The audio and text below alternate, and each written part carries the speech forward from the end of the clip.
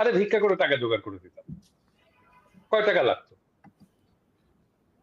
সেটা তো আমরাও বিভিন্ন সময় এই কথাগুলো বলছি যে যদি টাকা প্রয়োজনে আমি প্রবাসীরা দেওয়ার আমি জন্য তো রাজি। ইলিয়াস নিজে দায়িত্ব নিতে চাইছিলাম। আমি হুম, নিজে দায়িত্ব নিতে হুম, চাইছিলাম যে আমাকে দেন। আমি এদের চিকিৎসার ব্যবস্থাটা করে হুম, দিচ্ছি। হুম। আমি পরিকল্পনাটাও করে দিচ্ছি। একটা জিনিস ১৪ জনকে বলতে হয়, তারপরে কোনো কাজ হয় না। যে আসিফ মাহতাব, আপনি আন্দোলনের একেবারে শুরু থেকেই ছিলেন। জি। যদিও আন্দোলন শেষ হবার পরে আর আপনাকে আমরা দেখছি না।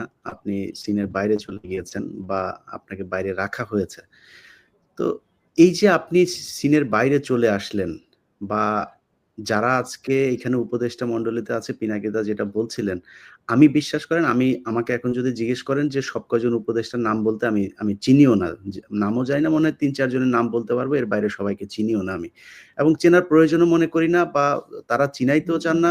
যখন আপনার ইন্টারেকশন হবে, একটা কাজ নিয়ে আপনি কাজ করবেন, বিভিন্ন বিষয় নিয়ে, যেমন আওয়ামী লীগের একজন মন্ত্রী, সে স্বরাষ্ট্রমন্ত্রী ছিল, স্বরাষ্ট্র মন্ত্রণালয়ে সে বিভিন্ন কাজ করত। মানে ভালো খারাপ সেটা পরের কথা।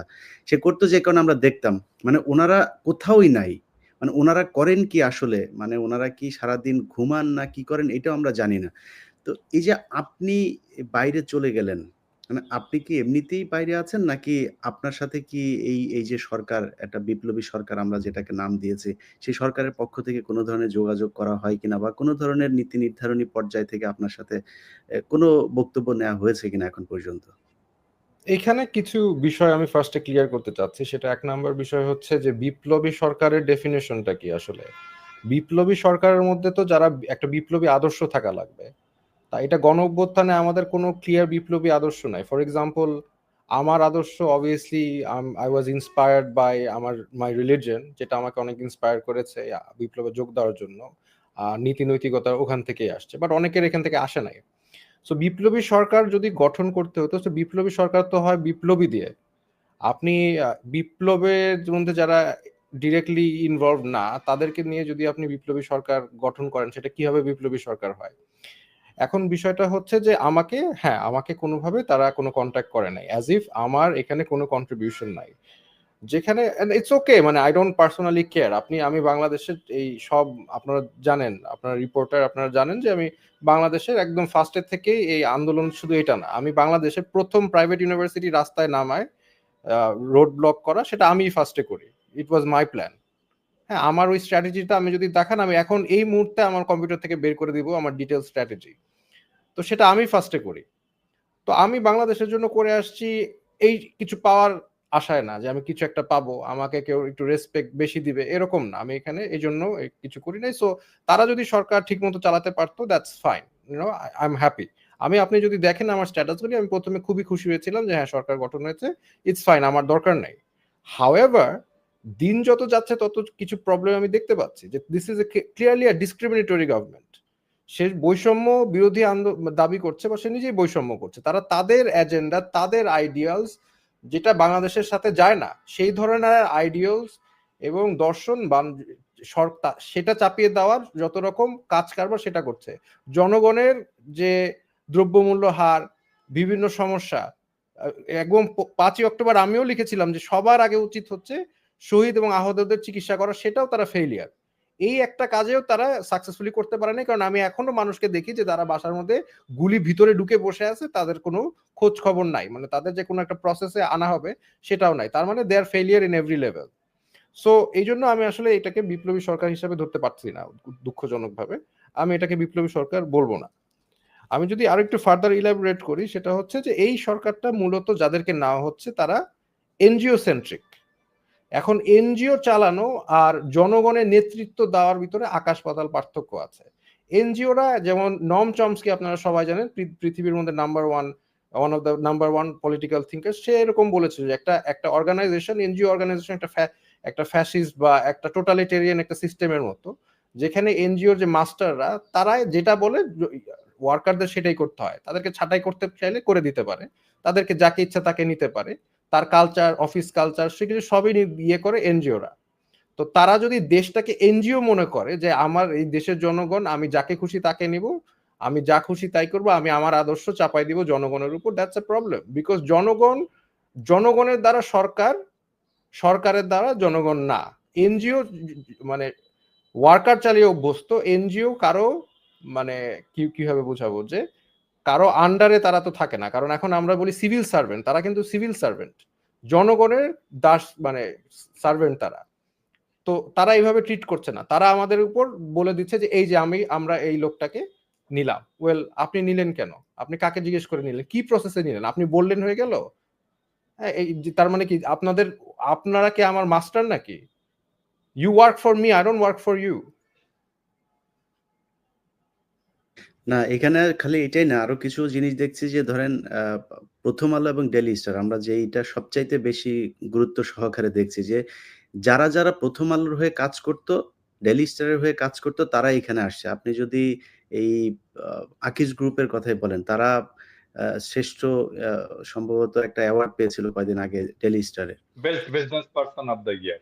হ্যাঁ। তারপরে ফারুকি হওয়ার পর থেকে সারা দেশের মানুষ যখন কিনা তার বিরুদ্ধে তাকে নিয়ে সমালোচনা করছে, হাস্যকর মনে করছেন, 8 পাস একজন ব্যক্তি আমাদের উপদেষ্টা, যিনি কিনা সার্বক্ষণিক গাঁজায় মত্ত থাকতেন এই সবিরহাটের এইখানে, এরপরে রিহাব খেটেছেন যিনি, যার বিরুদ্ধে মানে বিকৃত যৌনাচারের অভিযোগ আছে, এমন একজন বিকৃত মনা, প্রচন্ড রকমের ইসলাম বিদ্বেষী একজন মানুষকে এখানে দেওয়া হয়েছে।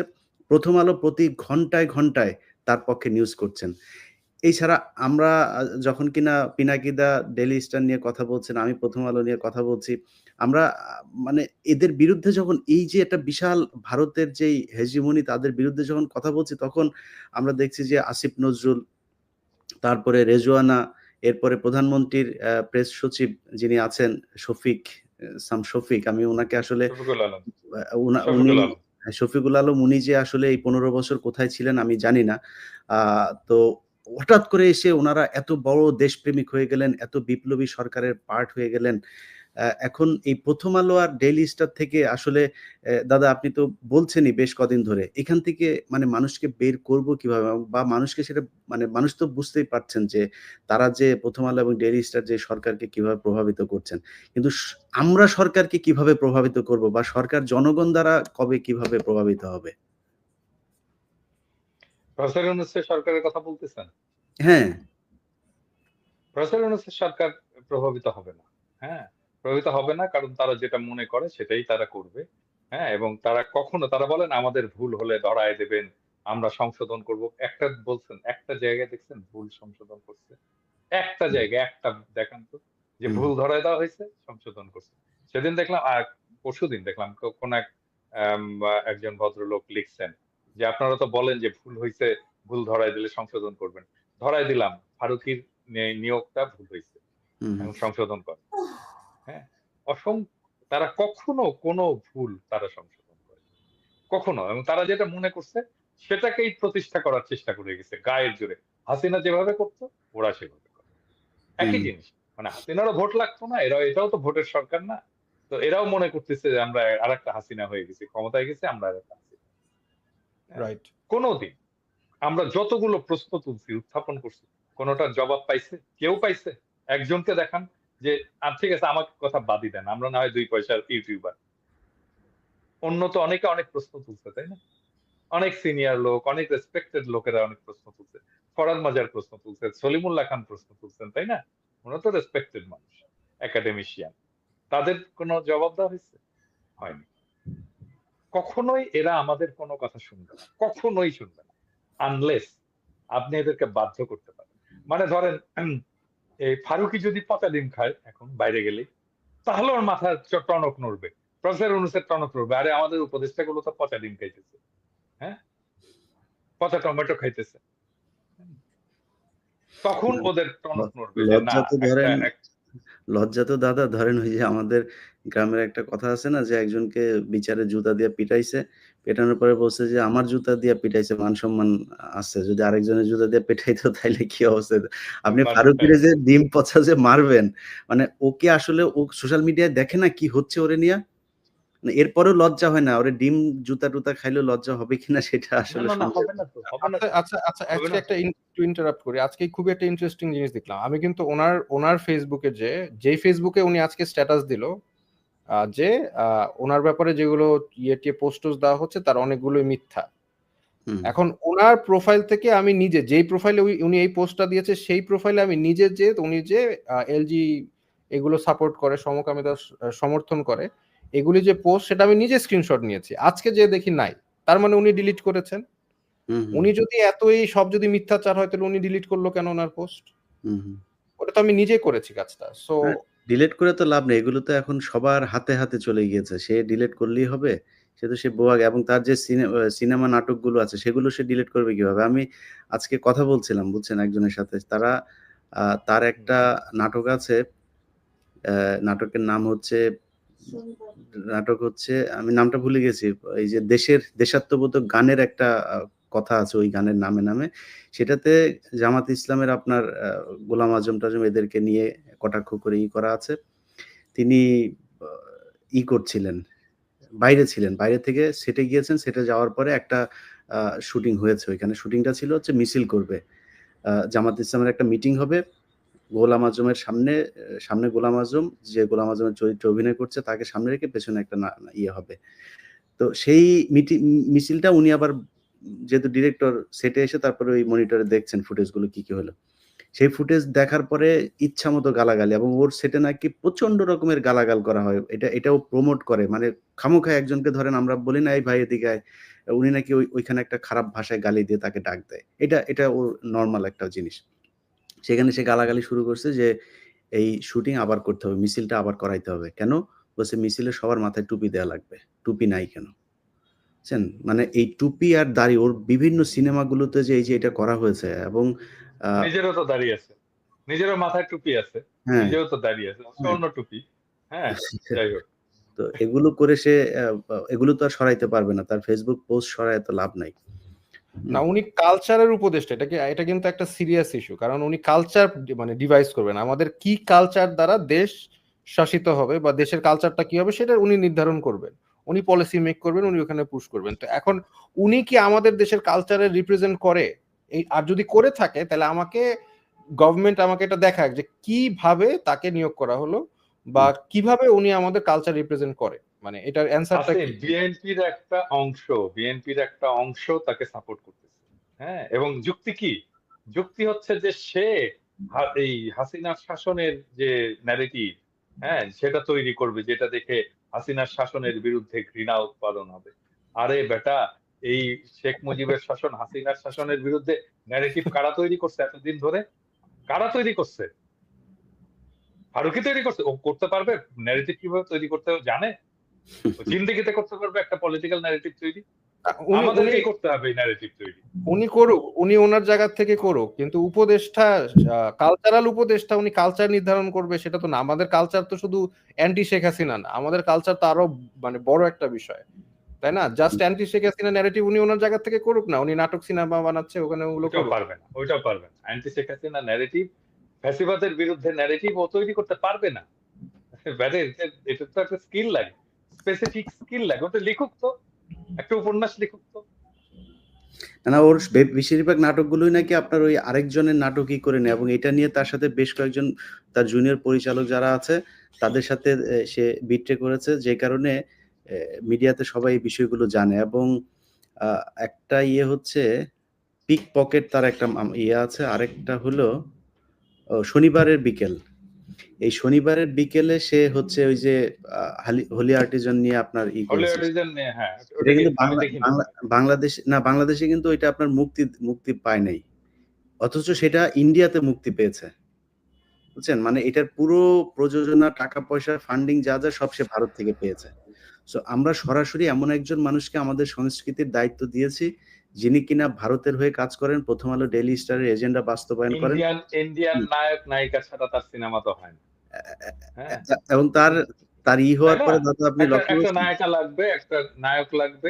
হ্যাঁ, তো আমি জানি না, এটা হইতে পারে যে, বুঝছো, ওই যে আমি তো বলছিলাম আসিফ নজরুল, আপনারা আমি ধরবো না যদি এরপরে উপদেশটা একজন ইন্ডিয়ান নায়িকা নিয়ে আসেন, তাইলে তো এই ইন্ডিয়ান নায়িকা যাদের সাথে কাজ করে তারে নিয়ে আসে। এটাও হইতে পারে যে, বলতে পারে আপনি তো বলছিলেন আপাতত ফারুকিকে আনছি যে ইন্ডিয়ান নায়িকা নিয়ে কাজ করে, এরপরে সরাসরি নায়িকা নিয়ে আসবো।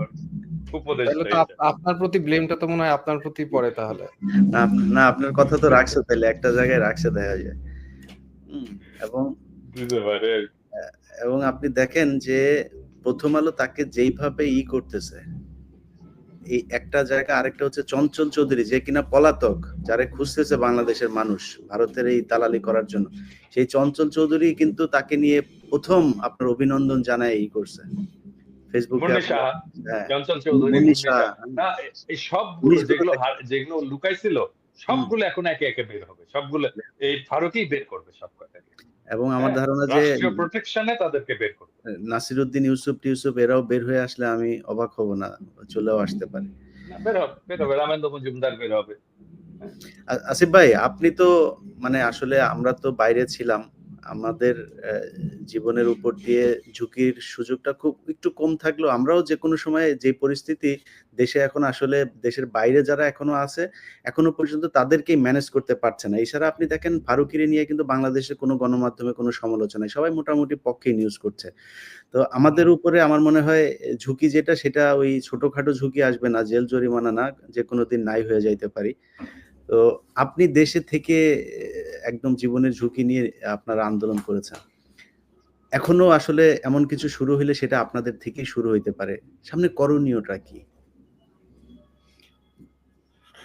করণীয়টা কি? এটা এটা তো একটা কমপ্লিকেটেড ইস্যু, কারণ মানে আমরা তো একদিকে চাচ্ছি দেশটা স্টেবল হোক, বাট আরেকদিকে যদি সরকার এই রকমের বৈষম্য করে, এরকমে একদম মানে যাদের একদম টোটালি মানে বেইমানি করতেছে জনগণের সাথে, এখন এরপরে তো একটা টাইম সুনার অর লেটার আমাদের তো হয়তো বা কিছু করতে হতে পারে। এন্ড কিছু করতে হলে কি আমার মনে হয় না সরকার এটাকে মানে কিছু করতে পারবে। সরকার যদি এখনো মনে করেন এই ধরনের বৈষম্য করে, যে ক্লিয়ার বৈষম্য, তো এবং এই যে ফারুকি ওনাকে যদি নিচ্ছে যে এজেন্ডা, আর আরেকটা বিষয় হচ্ছে এই গভর্নমেন্ট ছিল ডেমোক্র্যাটদের সাপোর্টে, তা এখন ডেমোক্রেটরা কিন্তু নাই, তো কাজে ওনারা যদি মনে করেন যে আমেরিকা তাদেরকে খুব বেশি ব্যাকিং দিবে তাদের এজেন্ডা বাস্তবায়নের জন্য, দিবে না, কারণ আমেরিকাও জানবে যে তারা ডেমোক্রেটের সাপোর্টার। তো কাজে আমাদের হয়তোবা সামনে যদি এরকম চলতে থাকে তাহলে আমাদের তো অবভিয়াসলি মানে মুভ করতে হবে। তারা আসলে ভয় পাচ্ছে বা আমাদেরকে ভয় দেখানোর চেষ্টা করছে যে শেখ হাসিনা চলে আসবে এই সেই, কিন্তু তাদের ভয় পাওয়ার জায়গাটা আসলে ভুল। জনগণকে ভয় পাওয়া উচিত, যেই জনগণ শেখ হাসিনাকে তাড়িয়েছে সেই জনগণকে ভয় পাওয়া উচিত। সেই জনগণ কিন্তু আপনাদেরকেও, যদি আপনারা বেশি বাড়াবাড়ি করেন, এক্সট্রিমিজম বেশি করেন, উগ্রবাদিতা বেশি করেন, তাহলে আপনাদেরকেও তাড়ানো জনগণের পক্ষে সম্ভব। মানে that's a clear message. We are not afraid of you, you have to understand that. আপনি কি আমাদেরকে গায়ে গুলি করবেন? ইজন্ট ইট নট ক্লিয়ার যে আমরা গুলি ভয় পাই না? এটা তো ক্লিয়ার হওয়ার কথা এতদিনে।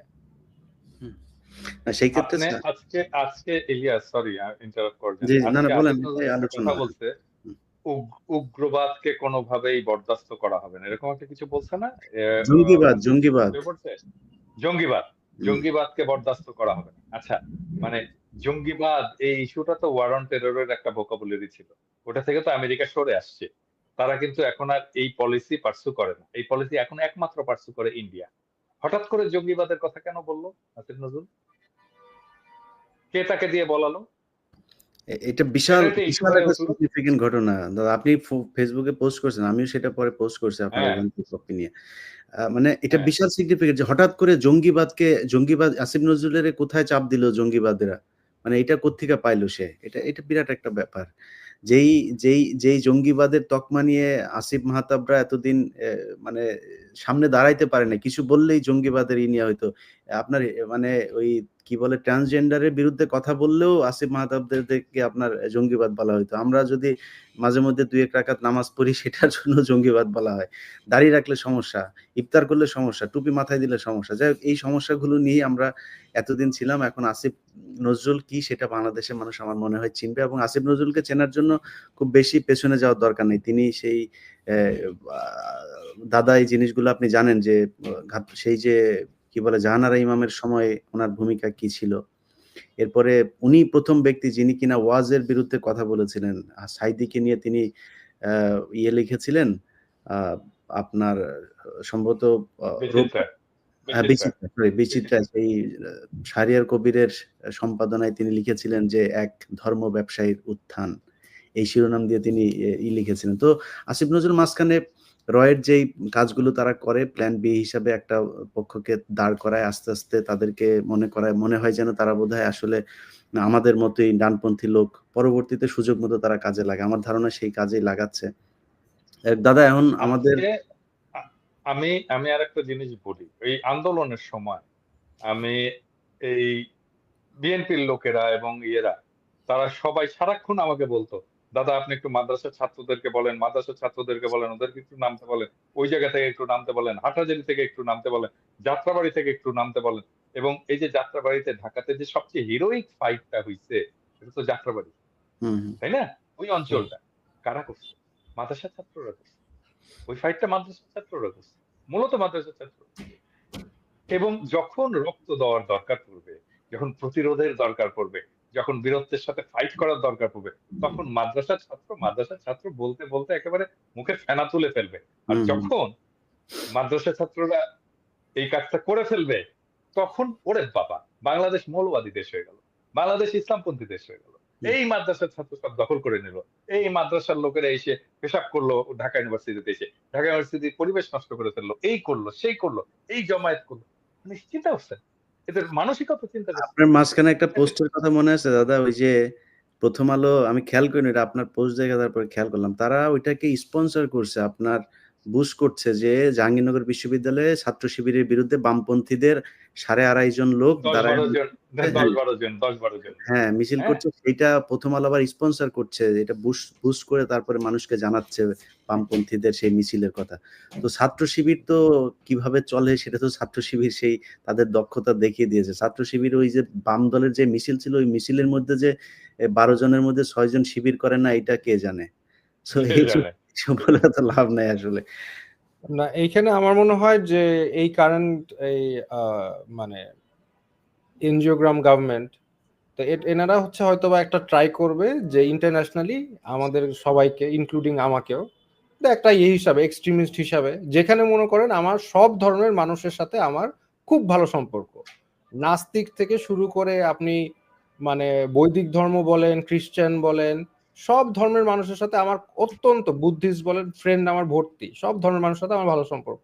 সেখানে তারা হয়তোবা they are going to try and sell যে আমি হচ্ছে এক্সট্রিমিস্ট, আমি মৌলবাদী, যেগুলো তারা ন্যারেটিভ, ওয়ারান্টের ন্যারেটিভ তারা বলে, তারা এটা চেষ্টা করবে, আমাকে ডিফেম করার চেষ্টা করবে, আমার এটাই মনে হচ্ছে। মানে মানে আমাকে ধরেন, আমি যখন মানে জেলে আমাকে পাঠায়, তখন মনে করেন যে হিন্দু ছেলেরা, খ্রিস্টান ছেলেরা মানে কিভাবে আমাকে রেসপেক্ট সম্মান করলো ওখানে, সেটা আপনি যদি দেখতেন যে তাহলে বুঝতেন। বাট তারপরেও মনে করেন তাদের যে ন্যারেটিভটা সেটা তারা ইন্টারন্যাশনালি বিল্ড করার আমার মনে হয় চেষ্টা করবে ফর ইন্টারন্যাশনাল সাপোর্ট, কারণ তাদের international support I think is এখন একটু নড়বড়ে ট্রাম্প জেতার পর থেকে।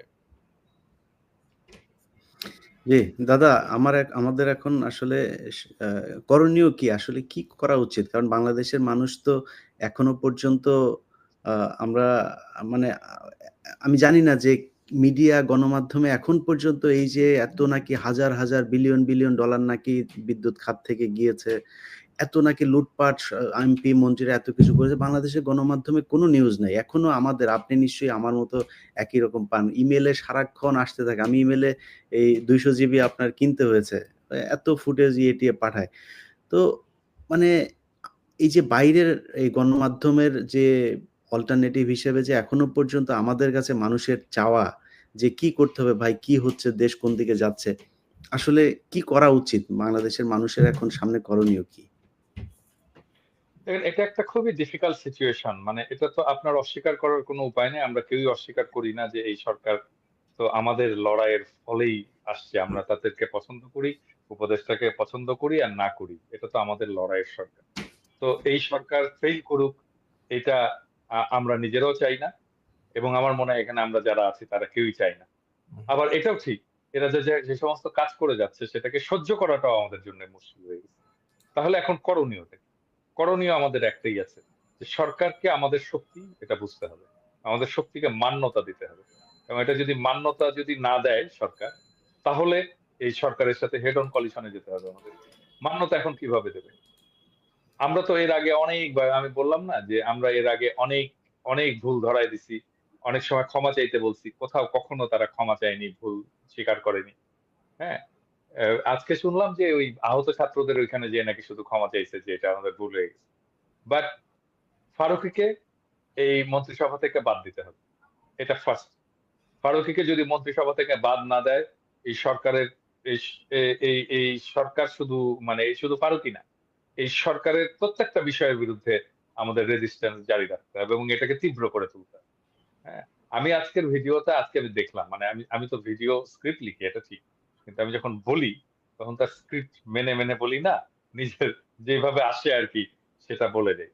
আজকে আমি দেখলাম যে আমি এই উপদেষ্টাদেরকে তুই তোকারি করে গালাগালি করছি। আমি এটা ওই যখন রেকর্ড করছি তখন বুঝতে পারিনি, আজকে শোনার সময় দেখলাম যে আমি তুই তোকারি করে গালাগালি করছি। হাসিনা সরকারকে বা হাসিনাকে আমি তুই তোকারি বলতাম, তুই বলতাম, কিন্তু এটা বলার জন্য আমি একটা সময় নিছিলাম, হয়তো 2-3 বছর অ্যাক্টিভিজমের পরে আমি যে তুই বলছি। আমি হাসিনাকে মাতারিও বলছি, মানে শেষ দিকে তো আমি মাতারি বলতাম। এই সরকার তুই শুনে ফেলছে এত তাড়াতাড়ি। সো আমার কাছে থেকে যে ধরনের রেজিস্ট্যান্স, যে ধরনের, এটা তারা পাওয়া শুরু করবে যদি ফারুকীকে রেখে দেয়, এবং ফারুকীকে সরাতে হবে। এবং এইটা সরালেই আমরা বুঝতে পারবো যে সরকার আমাদের শক্তিকে, জনগণের শক্তিকে মান্যতা দিচ্ছে। আর যদি তারা না সরায় তাহলে ধরে নেব জনগণের শক্তিকে সে ফ্যাসিস্টের মতোই, স্বৈরাচারের মতো করেই উপেক্ষা করছে। একজন স্বৈরাচারের সাথে যে যে আচরণ আমরা করতাম, সে আচরণ করবো প্রফেসর ইউনূসের সরকারের সাথে। No issues. হ্যাঁ, মানে হাসিনাকে হেড অন কম্পিটিশন করছে, হাসিনার সাথে মোদির সাথে ফাইট করছি।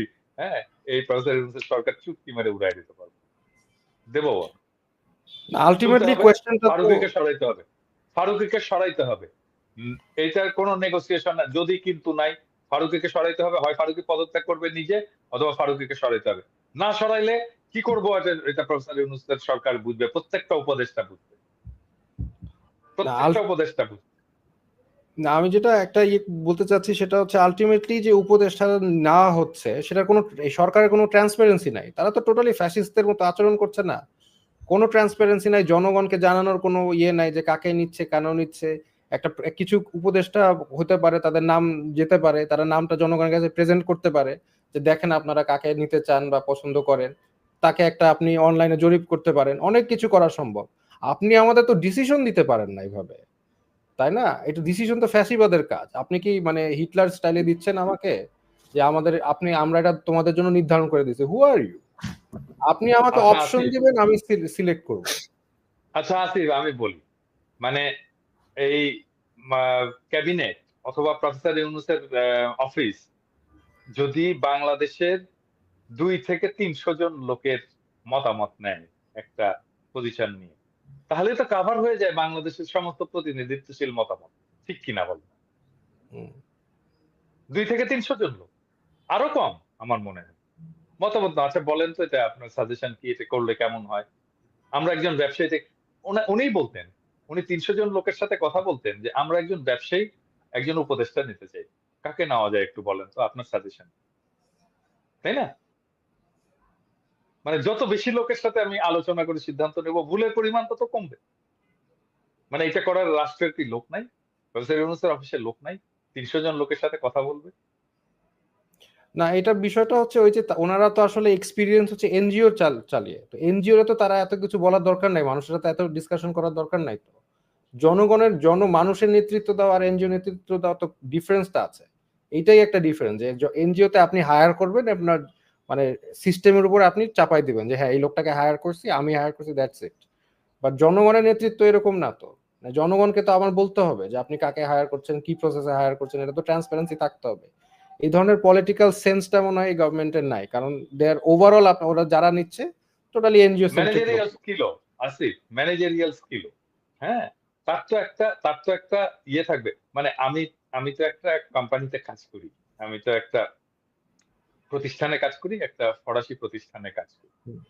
আমরাও যখন কোনো একটা পলিসি নেই, একটা বিজনেস পলিসি আমরা যখন, আমাদেরও কিন্তু এটা ভেটিং করতে হয় সব স্টেক হোল্ডারদের সাথে। হ্যাঁ, মানে যাদের সাথে আমরা কাজ করি, এই ধরেন dermatologist, aesthetic doctor, specialist, professor, academician, researchers, এরকম অসংখ্য লোকের সাথে আমাদের কথা বলতে হয় ফর্মালি। হ্যাঁ, কথা বলে রেকর্ড নিতে হয় যে আমরা এটা করতে চাচ্ছি, আপনার ডাক্তার সাহেব এটা কি মনে হয়, আপনার মতামত। হ্যাঁ, তারপরে সে কারণেই তো আমরা এত পাওয়ারফুল হইতে পারছি, একটা অর্গানাইজেশন এত পাওয়ারফুল হইতে পারছে। হ্যাঁ, কারণ আমরা যেটা চিন্তা করি, ঠিক আছে, আমাদের প্রত্যেকের ধরেন আমাদের অফিসে তো আর এমন কেউ নাই যার বিজনেস গ্রাজুয়েশন নাই। মার্কেটিং এ যারা কাজ করছে, পিএইচডি নাই, হ্যাঁ, এরকম সমস্ত লোকজন আছে, সব এক্সপার্ট আছে, বাট স্টিল আমাদের প্ল্যানিংটাকে, আমাদের মেথডটাকে ভ্যালিডেট করে নিতে হয় স্টেক হোল্ডার, এবং সেই কারণেই আমাদের ভুলের সংখ্যা পরিমাণ কমে যায়। তো প্রফেসর ইউনূসের একটা একটা ডেটাবেস থাকবে না, তার একটা অ্যাডভাইজারি কাউন্সিল থাকবে না, অ্যাডভাইজারি কাউন্সিল নাও কনসালটেশনের জায়গা থাকবে না, যে আমি এই বিষয়টা হলে ধরা যাক, ধরে আমি হেলথ নিয়ে আমি একটা ডিসিশন নেব, মেজর ডিসিশন, তাহলে আমি কতজনের সাথে আলাপ করবো, কার কার সাথে আলাপ করবো? Very senior, young, mid level, academician, researcher, practising doctor, clinician, এইভাবে তো আমি একটা ইয়ে করবো, তাই না? করে, বা হেলথ অ্যাডমিনিস্ট্রেটর, এরকম করে আমার একটা একটা প্যানেল থাকবে যার সাথে আমি কথা বলবো, যে আচ্ছা বলেন তো এটা এই ডিসিশনটা নিয়ে যাচ্ছে, যে আপনার ইয়েটা কি? আরে মাথার মধ্যে থেকে তো চিন্তা বাড়ায় না, এটা তো এইভাবে চলে না দুনিয়া, এটা তো ওদেরকে বুঝতে হবে, এরা আসলে জানেই না দুনিয়াটা কেমন করে চলে। কারোর সাথে কোনো কথা, কারোর সাথে কোনো আলাপ নাই, মাথার মধ্যে যেটা আসতেছে মতিউর রহমান আর মাহফুজ আনাম যেটা বলতেছে ঠিক সেটাই করতেছে, সেটাই মানে ম্যাসিভ নেপোটিজম, মানে এক্সট্রিম লেভেলের নেপোটিজম। তাদের লোক তারাই দিবে, তাদের আদর্শ, তাদের দর্শন, তার বাইরে কাউকে একসেপ্ট করবে না। এটা তাদের মানে ম্যাসিভ নেপোটিজম আমার মনে হয় ওভারঅল। হ্যাঁ, ওই তো রক্ত দেওয়ার সময় মাদ্রাসার ছাত্র, আর ক্ষমতায় বসার সময়, চেয়ারে বসার সময় প্রথম আলো লেভিসটা। হ্যাঁ, এটাই আচ্ছা, হচ্ছে বাংলাদেশের সুশীলদের, এটাই হচ্ছে বাংলাদেশের সুশীল এলিটদের স্ট্র্যাটেজি। বাট এই এলিটরা জন্য গেল আমরা তো বুঝতে কিভাবে? পারি না। এলিটরা ওখানে গেল কিভাবে? সেটাই তো একটা কোয়েশ্চেন না? এত এলিট যাবে কিভাবে? কোন প্রসেসে গেল? আমরা কি ওদের জন্য, ওদেরকে বসানোর জন্য? আমাদের এখানে স্টেক হোল্ডার নাই, আমাদের বলার অধিকার নাই কে কে বসবে কে বসবে না? আন্দোলন কি ওরা একাই করছে? ওইটা তো আসিফ প্রথম দিনই হয়ে গেছে, আর্মি চিফ ডাকছে সবাইকে, আর ড্যাং ড্যাং করতে করতে চলে গেল। আরে তুমি বিপ্লব করছো, আর্মি চিফ ডাকার কি? তুমি আর্মি চিফকে বলবো আমাদের এখানে আসেন, ইউনিভার্সিটিতে আসেন, ঢাকা ইউনিভার্সিটিতে আসেন, হোটেল শেরাটনে আসেন, দরকার নয়তো ঢাকা ক্লাবে আসেন, এখানে আলাপ করি। আর্মি চিফ ক্যান্টনমেন্টে রাখতেছে, বাস পাঠাই দিছে, বাসে ড্যাং ড্যাং করতে করতে মির্জা ফখরুল যাচ্ছে, জামাতের আমির যাচ্ছে, তা জোনায়েদ সাকি যাচ্ছে, আসিফ নজরুল যাচ্ছে, তারপরে ইভেন আমাদের মামুনুল হক যাচ্ছে, সবাই ড্যাং ড্যাং করতে করতে চলে গেল। কেন?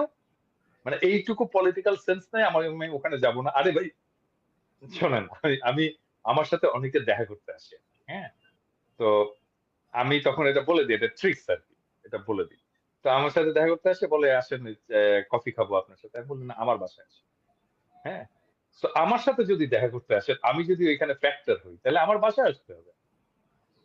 হ্যাঁ, তো তাহলে বিপ্লব যদি আমি করে থাকি, তাহলে আমার কাছে আপনাকে আসতে হবে, আমি আপনার ওইখানে যাবো না। আচ্ছা, প্রথমেই এক্স্যাক্টলি, তো আমি আমি হাত স্বীকার করে নিলাম, আমি তো এক্স্যাক্টলি। প্রথমেই আপনার সুপিরিয়রিটি, আপনার আপনার হায়ার পজিশন আমি স্বীকার করে নিলাম, সেই জন্য আমি তো গেলাম আপনার ওইখানে। যখন ইয়ে হলো, ওই যে 7ই নভেম্বরের বিপ্লব হলো, তাহের যে যখন ইয়ে করলো, জিয়াউর রহমানকে বের করে আনলো, জিয়াউর রহমানকে তাহেরের সে কাছে যান। ইয়েতে নিয়ে আসতে চাচ্ছিল, হুম। যে শহীদ মিনারে নিয়ে আসতে রোডে, চাচ্ছিল। হ্যাঁ। হ্যাঁ, এবং জিয়াউর রহমানকে আসতে দেয়নি, এবং জিয়াউর রহমানকে যে আসতে দেয়নি, সে কারণেই জিয়াউর রহমান প্রেসিডেন্ট হয়েছে। জিয়াউর রহমান যদি শহীদ মিনারে আসতেন, তাহলে তাহের প্রেসিডেন্ট হতো। হুম। হ্যাঁ, কর্নেল তাহের প্রেসিডেন্ট হতো, মানে তাহলে নিয়ন্ত্রণটা তাহেরের হাতে চলে যেত।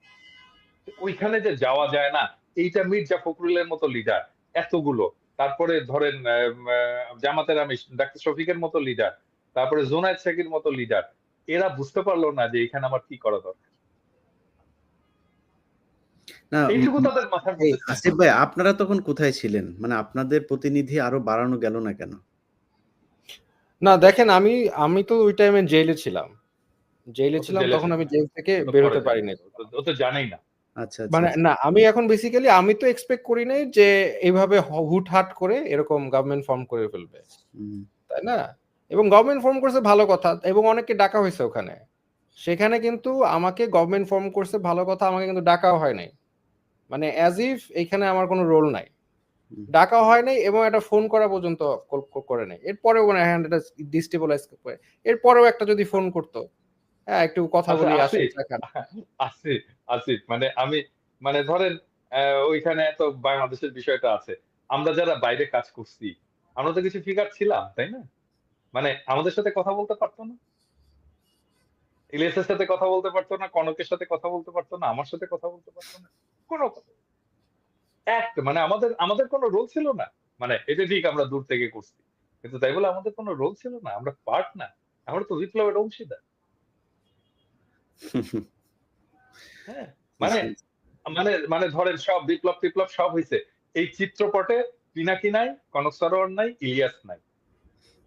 ডু থিঙ্ক এটা খুব সহজ হতো?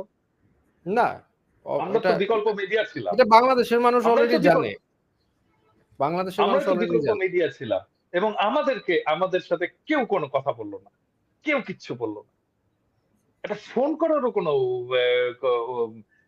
প্রয়োজন বোধ করলো না।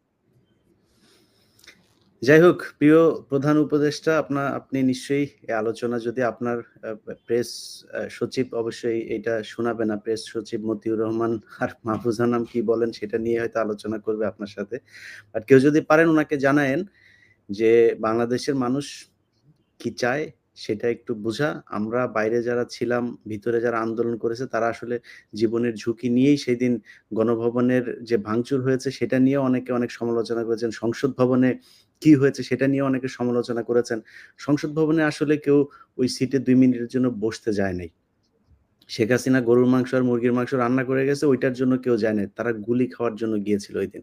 ওইদিন পরিস্থিতি অন্যরকমও হতে পারত। সেটা হয় নাই। আল্লাহ বাঁচিয়েছেন এই দেশের মানুষকে। তো সেই মানুষগুলোর মূল্যায়ন করা দরকার নাই। আপনারা দেশ চালান। কিন্তু কিছু কাজ করা খুবই জরুরি। সেটা হচ্ছে, যেমন আমাদের আলোচনায় আজকে ওই বিষয়গুলো আনে নাই। আমি এগুলো একটু শেষ করি। সেটা হচ্ছে আ বিডিআর হত্যাকাণ্ডে যে অফিসারদেরকে মারা হয়েছে সেটার বিচার খুব দ্রুত করতে হবে।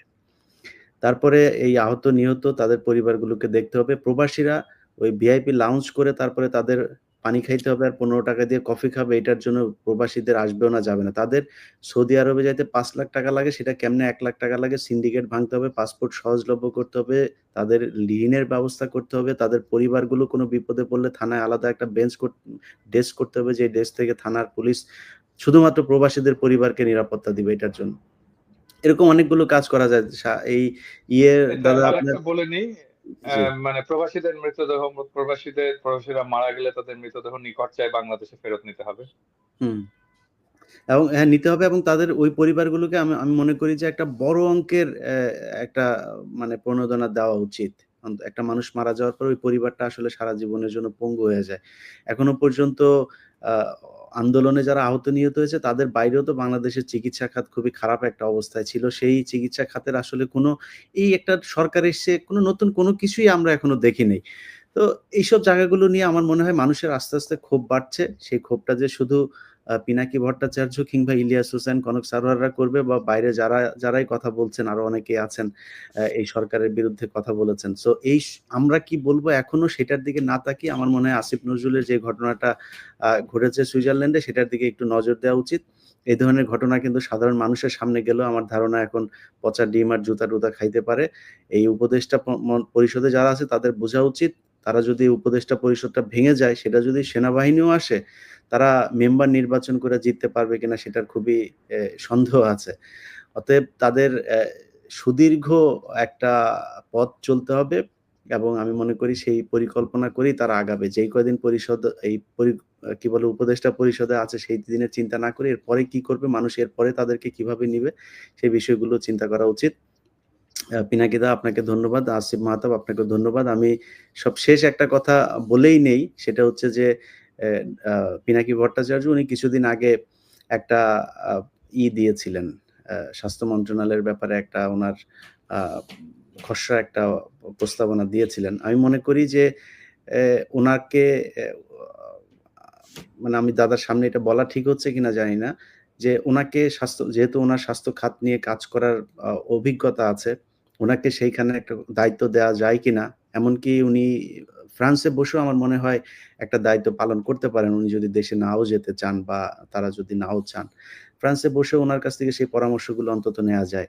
শিক্ষা খাতে আমি মনে করি যে আ আসিফ মাহতাব তিনার আ আ যে আইডিওলজি, তিনি যেই চিন্তাভাবনা করেন বাংলাদেশের ৮০ ভাগ মানুষ সেই চিন্তা করেন আমার মনে হয়। সো আসিফ মাহতাবকেও কোনোভাবে শিক্ষা কিংবা পররাষ্ট্র এইসব মন্ত্রণালয়গুলোর সাথে যুক্ত করা যায় কিনা, ডক্টর কনক স্যারও আছেন, তাদেরকেও কোনোভাবে যুক্ত করা যায় কিনা, এই জিনিসগুলো আমার মনে হয় সরকারের ভেবে দেখা উচিত। আবার অনেকে মনে করতে পারেন আমার কথা বলছি কিনা ইনডিরেক্টলি, আমার আসলে বাংলাদেশে যাওয়ার আগামী ৫ বছরের ভেতরে কোনো পরিকল্পনা নেই, কোনোভাবেই সম্ভব না। আমি যাব না আরকি। এটা আমার নিজের সিদ্ধান্ত। আ যারা উপদেষ্টা পরিষদে আছেন তাদের কাছে সবশেষ পিনাকিদা যে দাবিটা করেছেন যে ফারুকীকে খুব দ্রুত সরাইতে হবে। তাইলে আমরা মনে করব অন্তত এই অথবা ছোট্ট, ফারুকীকে পদত্যাগ করতে হবে। হ্যাঁ, এই ছোট্ট একটা জায়গায় অন্তত আপনারা আমাদের কথা শুনছেন। যদি না শুনেন, পিনাকিদা যেটা বলেছেন, আমরাও কিন্তু অল্টারনেটিভ একটা মিডিয়া হিসাবে গত ৫ বছর ধরে কাজ করছি। সো আমরা যদি নাকি সবাই মিলে বিদ্রোহ করি, সেটা আপনাদের জন্য খুব বেশি একটা সুখকর হবে না। আমরা অবশ্যই বাংলাদেশের মানুষের সাথে আছি, যারা আন্দোলন করেছে তারা যদি নতুন কোনো আন্দোলন শুরু করে সেটার সাথেও আমরা থাকব। আমরা এই সরকারের বিরুদ্ধে যেতে চাই না। অনেক নির্যাতন, অনেক ঝুঁকি নিয়ে তারপরে কাজ করেছে। আর এই দাদা যেটা বলল যে ১ মাস ৩ মাসের মধ্যে আমরা তাদেরকে এই ভাষায় কথা বলবো, এটা কখনো চিন্তা করিনি। সেভাবে বলতেও চাই না। সো আমার বিশ্বাস আপনারা আমাদের এই বক্তব্য, আজকে যে আলোচনা হলো সেটা বুঝবেন। দাদা কিছু বলবেন? না, আমি মনে করি যে আমাদের কারিকুলাম যে সংস্কার যে কমিটি হয়েছে বাচ্চাদের পাঠ্য বইয়ের, এখানে আসিফকে দ্রুত অন্তর্ভুক্ত করা উচিত।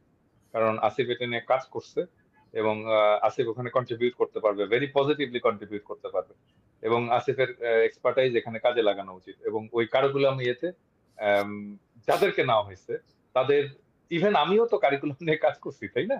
আমার কাছে ওইখানে এখানে কিন্তু আমার কাছ থেকেও সাজেশন নিতে পারতো, মানে কারিকুলাম নিয়ে যে মেথডিক্যাল কাজ, যে ক্রিটিসিজম করা, বই ধরে ধরে, চ্যাপ্টার ধরে ধরে, লাইন ধরে ধরে, সেটা তো আমি কিছুটা করছি না, আমি কমপ্লিট করতে পারিনি, কারণ তার মধ্যেই তো হাসিনার বিরুদ্ধে লড়াইটা শুরু হয়েছে। আসিফ ওই কাজটা, যদি আসিফ ওইখানে থাকে তাহলে কাজটা ভালোভাবে ওখানে দাদা করবে। ইদানিং একটা জিনিস দেখছেন, আপনার চোখে পড়ছে যে প্রথম আলো ডেইলি স্টারে অধ্যাপক আবু সাঈদ ইদানিং কিন্তু খুব পাখা মেলা শুরু করেছেন। তিনার, বিশ্ব সাহিত্য কেন্দ্রের, হ্যাঁ, হ্যাঁ, হ্যাঁ। বিশ্ব ঠিক সাহিত্য আছে। কেন্দ্রের হ্যাঁ, হ্যাঁ। তো ওনারে তো তাইলে ধরতে হবে। আমি বলে রাখি, সাইদ স্যার যদি কারো কেউ যদি এটা ইয়ে করে, সাইদ স্যারকে দেখাবেন যে স্যার আপনি রিটায়ার করেন, আপনি এর মধ্যে ঢুকেন না আর। হ্যাঁ, হুম, মানে বেইজ্জত হবে না, ঢুকেন না, কোনো দরকার নেই। হুম।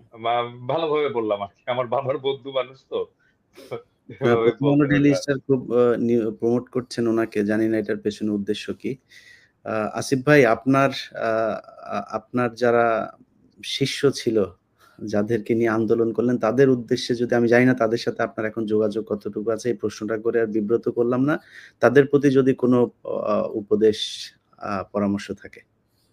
না, তাদের সাথে সবার সাথেই যোগাযোগ আছে, এবং আমি সবসময় বিভিন্ন সময়ে মানে বাংলাদেশের প্রত্যেকটা স্টুডেন্টের থেকেই, বিভিন্ন প্রান্ত থেকে তারা আমার সাথে যোগাযোগ করার চেষ্টা করেন, অনেকে করেছেন এবং করছেন। আহ, তাদের কাছে উপদেশ হচ্ছে বা সাজেশন হচ্ছে যে আমরা বৈষম্য যদি, অ্যাটলিস্ট প্রাইভেট ইউনিভার্সিটি স্টুডেন্টদের সাথে যদি যখন বৈষম্য হচ্ছে, এটা আসলে আমরা ইনিশিয়ালি অনেক ছাড় দিয়েছি, বিকজ আলটিমেটলি স্টুডেন্টের থাকার কথা ইউনিভার্সিটিতে পড়াশোনা করতে, বাট আপনাদের সাথে যদি বৈষম্য এই লেভেলের করা হয়, সেই ক্ষেত্রে আমার মনে হয় আপনাদের আবার সোচ্চার হওয়া উচিত, যে বৈষম্য যাতে না করা হয়, এইভাবে আপনাদের ভয়েস রেজ করা উচিত আসলে। কারণ মানে আমরা যথেষ্ট পরিমাণ টাইম দিয়েছি, আমরা যথেষ্ট পরিমাণ মানে পেশেন্স দেখিয়েছি, আই থিঙ্ক মানে ওই ফারুকি উনি একটা রেড লাইন, ওই রেড লাইনটা ক্রস করেছে। কাজে এখন থেকে আমরা মানে টোটালি এই গভর্নমেন্টের কে সাপোর্ট আমরা দিতে পারতেছি না, যদি এই ফারুকি থাকে আমরা সাপোর্ট দিতে পারতেছি না। দাদা একটা গুরুত্বপূর্ণ আলোচনা আমি বাদ গেছে আমাদের, সেটা হচ্ছে যে এই যে শেখ মুজিবের ছবি রাখা নিয়ে, এটা আপনি কিভাবে দেখছেন? আমি তো এটা নিয়ে ইলিয়াস, আমি এটা নিয়ে প্রথম থেকে তো বলে আসতেছি, তাই না? এবং একজন একজন করে ধরাই দিচ্ছিলাম যে কে কে রাখতেছে। হ্যাঁ, কেউ কিছু কিছু নামানো হয়েছে, কিন্তু দেখেন আহ, এই ফারুকির মাথার পিছনেও আছে, তারপরে বাণিজ্য উপদেষ্টার মাথার পিছনেও আছে, হুম। এবং তাদের কোনো এটা নিয়ে কোনো ব্যাদ নাই আর কি, কোনো হেডেক। আমরা বলে যাচ্ছি, আমরা বকা উল্লাহ বকে যাচ্ছি, ওনারা শোনা উল্লাহ শুনে যাচ্ছে না। হ্যাঁ, মানে আমি যদি দেশে থাকতাম তাহলে আমি সরাসরি সচিবালয়ে ঢুকে নিজের হাতে সবগুলো রুম থেকে বাইর করে ফেলে দিতাম। তো এরকম কেউ নাই কেন বাংলাদেশে? বাংলাদেশে এই কাজটা কেন করতে পারে না? ছাত্রদেরকে আমি বলি, ছাত্রদেরকে আহ্বান জানাই, হাসনাত সার্জিস এদেরকে বলি যে তোমরা ঢুকে এই কাজটা করে ফেলো, সচিবালয় ক্লিন করো, সচিবালয় যেন কোনো শেখ মুজিবের ছবি না থাকে, হাসিনার ছবি যেন না থাকে। এটা না, তাকে ছাত্রদেরকেই তো করতে হবে। বিতর্কের ঊর্ধ্বে একজন ব্যক্তি হিসাবে দাঁড় করানোর, একটা চরিত্র হিসাবে দাঁড় করানোর চেষ্টা করে তারা, যে শেখ মুজিবকে নিয়ে বিতর্ক নাই, শেখ মুজিব আপনি যে বই লিখেছেন, কে কে করে কে করে এটাই তো কে? বিএনপি থেকেও তো বলা হচ্ছে যে উনি হচ্ছে বিতর্কের ঊর্ধ্বে। আপনার দেখেন না, মির্জা ফখরুল ইসলাম আলমগীরের বুকে চিন চিন করছে, হায় বলে ওই যে 5 তারিখে করার মানে পরে। আমি এই ব্যাপারে একটু কড়া কথাই বলছি, গতকালকে বাংলা ভিশনে একটা সাক্ষাৎকার নিছিল। আমি আমি আবারও বলতে চাই আর কি, শেখ মুজিব, আওয়ামী লীগ এদেরকে যারা পুনর্বাসন করতে চাইবে, যারা চাইবে তারাও ধ্বংস হয়ে যাবে। হ্যাঁ, আর আর কি বলবো, জি, করতে করুক, চেষ্টা করুক, তারাই ধ্বংস হয়ে যাবে। জি, প্রিয় দর্শক, আপনারা ভালো থাকবেন। আর সব শেষ, সেনাবাহিনীকে বলবো যে কোনো ধরনের ডানে বায়ে মোস্টামুষ্টি বন্ধ করবেন। এই সুযোগে নিয়ে আমরা আওয়ামী লীগ কিংবা সেনা শাসন কোনোটাকেই বাংলাদেশের মানুষ মেনে নেবে না। কারণ বাংলাদেশের মানুষ, অ্যাজ আমাদের ভাই আসিফ ভাই সেড, যে আপনাদের বুকে যে গুলি নিতে পারে বাংলাদেশের মানুষ, এটা বাংলাদেশের মানুষ প্রমাণ করেছে। অতএব এটা নিয়ে কোনো সন্দেহ থাকার কিছু নাই। সেনাবাহিনীকে বলবো জনগণের পাশে থাকবেন। এমন কোনো কিছু করার দরকার নাই যেটাতে আপনারা নতুন করে বিতর্কিত হবেন। অনেক বিতর্কের জন্ম দিয়েছেন এই গেল 15 বছরে। নতুন করে আপনাদেরকে এই বিতর্কের জায়গায় দেখতে চায় না। বাংলাদেশ সেনাবাহিনীকে মানুষ সম্মান করে। সবাই ভালো থাকবেন। আল্লাহ হাফেজ।